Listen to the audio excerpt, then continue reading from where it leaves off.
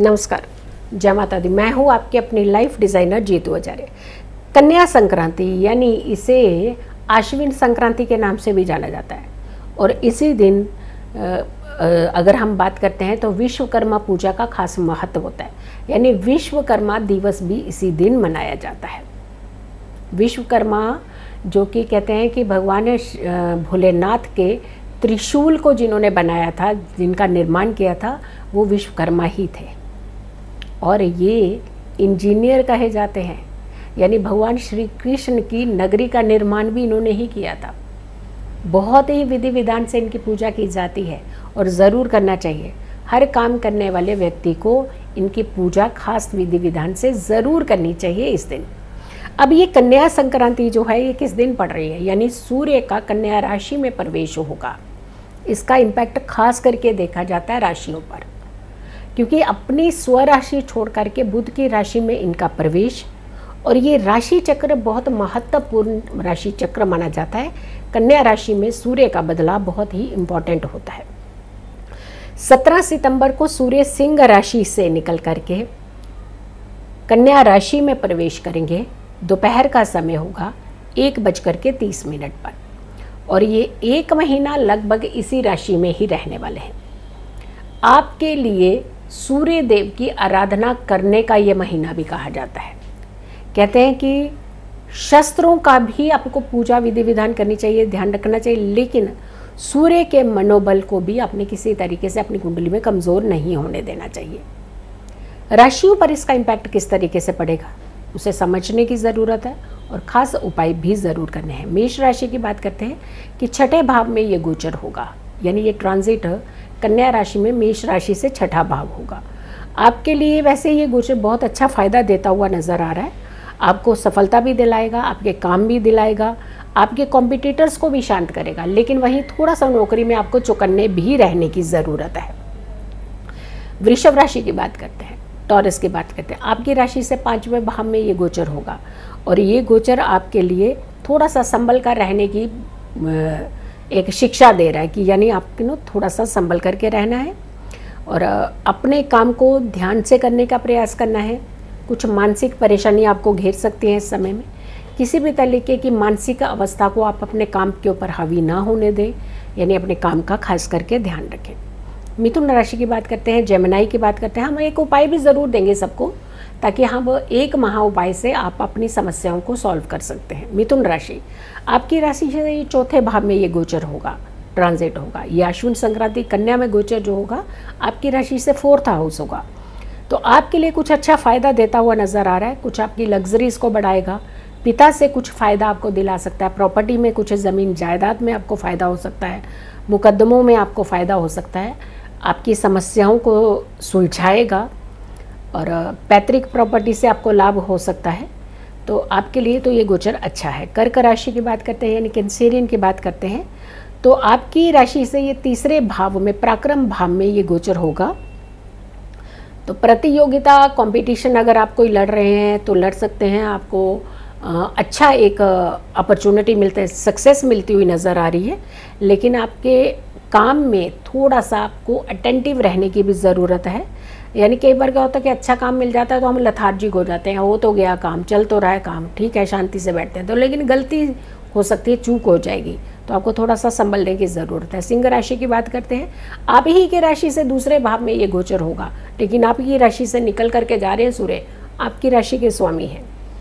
ये गोचर आपके लिए अच्छा है, आपको धन भाव की ओर इशारा करता हुआ नज़र आ रहा है।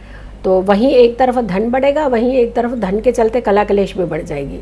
तो कोशिश कीजिएगा अपने कले कलेश को थोड़ा सा दूर रखने की, नेगेटिविटी को दूर रखिएगा और हेल्थ का ध्यान रखिएगा। वर्गो राशि की बात करते हैं, कन्या राशि की, तो स्वराशि पे ये गोचर है, यानी आप ही की राशि में ये गोचर हो रहा है आपके ऊपर से। तो आपके लिए ये समस्याएं जो बढ़ाता हुआ कहीं नज़र आ रहा है तो कहीं सुलझाता हुआ नज़र आ रहा है, यानी कहीं प्रॉब्लम बढ़ेंगी, कहीं सुलझेंगी।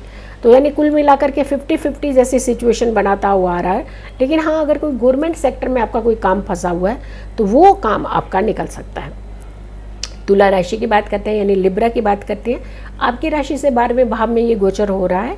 तो आपके लिए ये गोचर वैसे भी आपको बहुत सारी यात्राएं कराएगा, लेकिन हॉस्पिटलों के चक्कर भी करवाएगा, तो खर्च भी ज़्यादा कराएगा, चक्कर भी ज़्यादा लगवाएगा, लेकिन कहीं कहीं आपको मनपसंद की जगहों पर भी लेकर के जाएगा।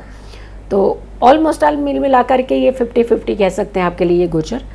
तुला राशि की बाद में हम वृश्चिक राशि की बात करते हैं, तो आपकी राशि से 11वें भाव का ये गोचर है, और 11वें भाव का गोचर ये आपको फ़ायदा देता हुआ नज़र आ रहा है, आपके मनी को इन्हेंस करता हुआ नज़र आ रहा है। कोई रुका हुआ पैसा है वो आपको थोड़ा सा अगर एफर्ट्स करेंगे तो वो बाहर निकल सकता है, आपका मिल सकता है आपको वो पैसा, तो आपके लिए ऑलमोस्ट ऑल काफ़ी फ़ायदा देता हुआ ये नज़र आ रहा है। धनु राशि की बात करते हैं यानी सेजिटेरियस की बात करते हैं, तो आपकी राशि से ये 10वें भाव में ये गोचर रहेगा, तो आपके तो काम के दरवाजे खोल देगा। बिजनेस कहीं कोई आपको दिक्कत हो रही थी, ठप हो रहा था, तो आपके बिजनेस में इन्हेंसमेंट होगी।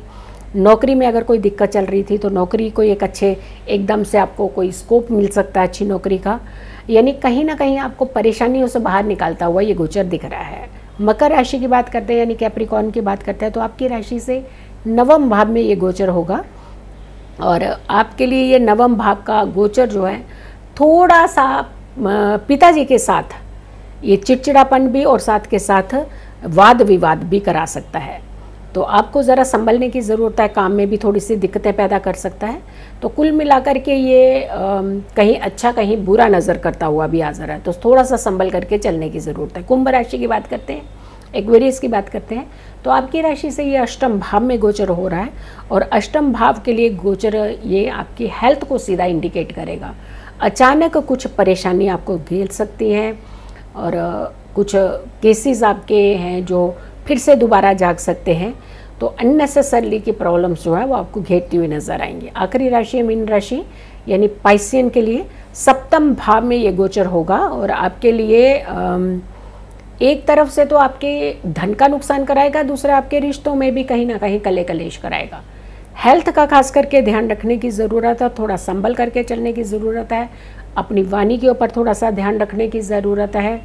बेवजह दूसरों के मसलों में नहीं आपने घुसना है, दूसरों के ऊपर दबाव नहीं बनाने हैं, तो आप कोशिश कीजिएगा कि जितना शांत रह सके उतना शांत रह करके 1 महीना अपने से समय को बिताने का प्रयास कीजिएगा। हाँ, लेकिन वहाँ से कुछ अपॉर्चुनिटीज़ भी मिलेंगी, लेकिन आप ही की गलती के चलते वो अपॉर्चुनिटी आपके हाथ से निकल भी सकती हैं।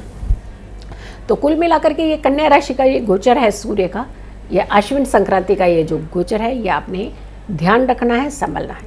इस समय सूर्य की आराधना बहुत ज़्यादा करनी चाहिए, सूर्य को जल देना चाहिए, सूर्य उदय से पहले उठना चाहिए, पिता से वाद विवाद नहीं करना चाहिए, अपने से बड़ी उम्र के जितने भी लोग हैं उनका आदर सम्मान करना चाहिए, और हर दिन थोड़ा सा मात्र एक कहते हैं ना एक मोती के जितना या फिर एक पीनट के जितना इतना गुड़ का सेवन आपको रेगुलर में करते रहना चाहिए पूरा महीना, तो आपके गोचर का कोई नेगेटिव इम्पैक्ट आपके ऊपर नहीं पड़ेगा। सो वीडियो को ज़्यादा से ज़्यादा लोगों तक ज़रूर पहुंचाइएगा। चैनल सब्सक्राइब नहीं किया तो ज़रूर कीजिए, वीडियो शेयर कीजिए, और मेरी आने वाली हर वीडियो को ज़रूर देखें। खुश रहें, स्वस्थ रहें, पॉजिटिव रहें। पॉजिटिव रहते हैं तो हर समस्या से हम दूर रहते हैं। जल्दी हाजिर होंगे एक अच्छी वीडियो के साथ, तब तक के लिए नमस्कार, जय माता दी।